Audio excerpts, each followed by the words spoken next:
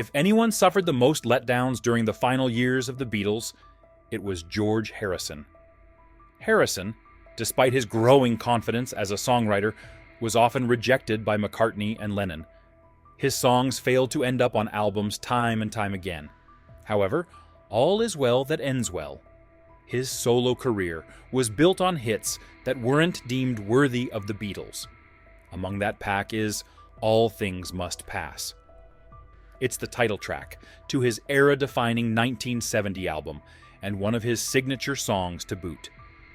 By the time the Beatles got around to recording Get Back, it's a wonder all four of them managed to be in the same room at the same time. As anyone who watched Peter Jackson's 2021 documentary about the album will know, the band was rife with infighting. The main culprit behind the rift seemed to be Paul McCartney and his uncompromising vision. As the story goes, Macca would often shun anything that didn't fit his personal goals for Let It Be. George Harrison certainly found it unbearable, causing him to hang up his Beatles hat on January 10, 1969. Though he eventually tempered his emotions long enough to embark on that iconic rooftop concert, you know the one. It was one of the final nails in the coffin for the Fab Four. Soon after announcing his temporary leave, Harrison took to his guitar to write one of his most enduring solo tracks, Wah Wah. Wah Wah. You've given me a wah wah. And I'm thinking of you and all the things that we used to do, wah wah, wah wah.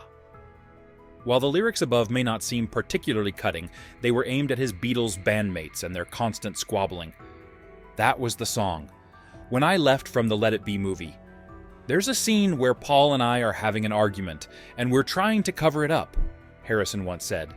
Then the next scene, I'm not there, and Yoko's just screaming, doing her screeching number. Well, that's where I'd left, and I went home to write Wah Wah. It had given me a wah wah, like I had such a headache with that whole argument.